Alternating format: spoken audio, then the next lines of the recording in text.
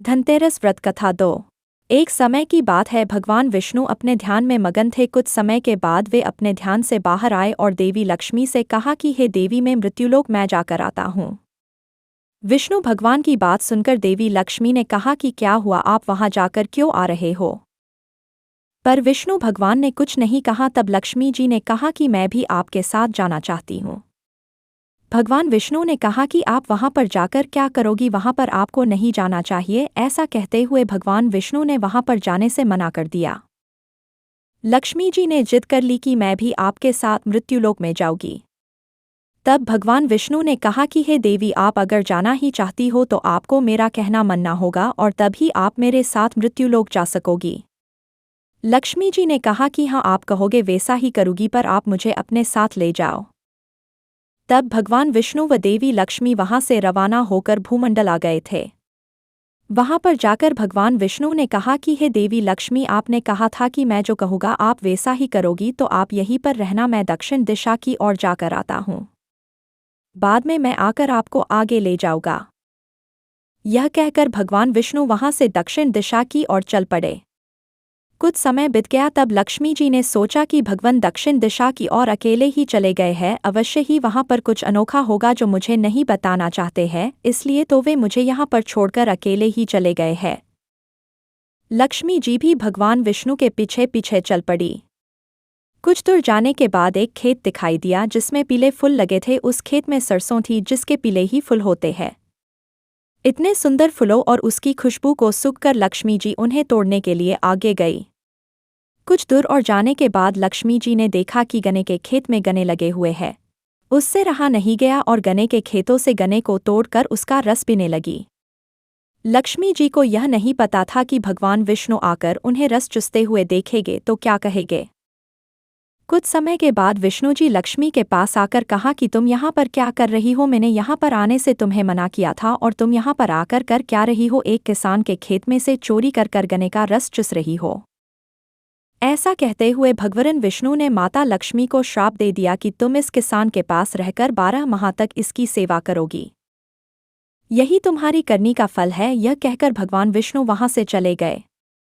अब लक्ष्मी माता कर भी क्या सकती थी, भगवान विष्णु की बात को मानना ही पड़ा। फिर वह तो श्राप था जिससे भगवान भी नहीं बच सकते थे। अब माता लक्ष्मी किसान के घर में रहने लगी थी। उनकी सेवा करती रही थी। कुछ समय बीत गया तो एक दिन माता लक्ष्मी ने किसान की पत्नी से कहा कि तुम पहले स्नान करके आओ और बाद में पूरी श्रद्धा के साथ माता लक्ष्मी की पूजा करो, उनकी रसोई बनाओ। अगर तुम ऐसा करोगी तो तुम्हें जो चाहे वह पूरी तरह से तुम्हें मिल सकेगा। किसान की पत्नी पहले स्नान कर आई और बाद में माता लक्ष्मी के कहे अनुसार पूरी श्रद्धा के साथ पूजा की, जिससे किसान का घर चमक उठा। उसके घर में किसी की भी चीज की कमी नहीं रही। उसके घर में खुशियां छा गई। धन की वर्षा होने लगी थी, जिससे किसान बड़ी ही खुशी के साथ अपना जीवन जीने लगा। 12 वर्ष कब बीत गए किसान को पता भी नहीं चला। 12 वर्ष का श्राप काटकर माता लक्ष्मी वहां से जाने लगी। माता लक्ष्मी ने अपना संदेश विष्णु भगवान के पास पहुंचाया तो भगवान विष्णु उन्हें लेने के लिए आ गए। जब भगवान विष्णु व माता लक्ष्मी ने कहा कि अब हम जा रहे हैं, तो किसान यह सुनकर उदास हो गया और बोला कि हम इन्हें नहीं जाने देंगे। यह सुनकर भगवान विष्णु बोले कि आप इन्हें रोकना चाहते हैं, जो कहीं पर नहीं रुक सकी है। इसे तो बड़े बड़े राजा महाराजा व दैत्य देव नहीं रोक सकते, तो आप इसे रोक सकते हो। अरे किसान, यह तो देवी है जो सभी के कष्ट दूर कर देती है। यह तो इन 12 माह के लिए तुम्हारे घर इस कारण रह सकी है क्योंकि यह तो मेरे द्वारा दिया गया श्राप काट रही थी। किसान कुछ नहीं समझना चाहता था। वह तो माता लक्ष्मी को यही रहने के लिए कहने लगा। वह तो भगवान विष्णु के सामने हट करने लगा कि अब तो मैं माता लक्ष्मी को नहीं जाने दूंगा।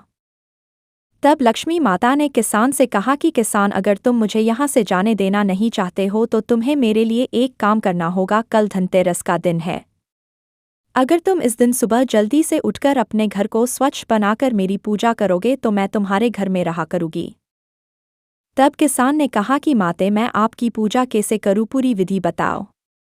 तब माता लक्ष्मी ने कहा कि तुम सुबह उठकर अपने घर को धो लेना और बाद में अपने बरीडे में एक चौकी लेकर उस पर एक तांबे का कलश लाकर रख दो और उस कलश में 1 रुपया ढालकर तुम मेरी शुद्ध गाय के घी से पूजा करोगे तो मैं हमेशा उस कलश में रहा करूँगी। अगले दिन धनतेरस थी। किसान सुबह 4 बजे ही उठ गया, स्नान कर पूरे घर को पानी से धोने लगा। बाद में माता के बताए अनुसार पूजा की, जिससे माता लक्ष्मी की कृपा उस किसान पर हमेशा बनी रहने लगी। इसीलिए माता लक्ष्मी की पूजा की जाती है ताकि घर में धन की कोई कमी नहीं हो। इस तरह से जो भी धनतेरस के दिन माता लक्ष्मी की पूजा करेगा उसके घर में धन दौलत की कोई कमी नहीं हो सकती है, साथ ही वे सुख शांति के साथ रहेंगे।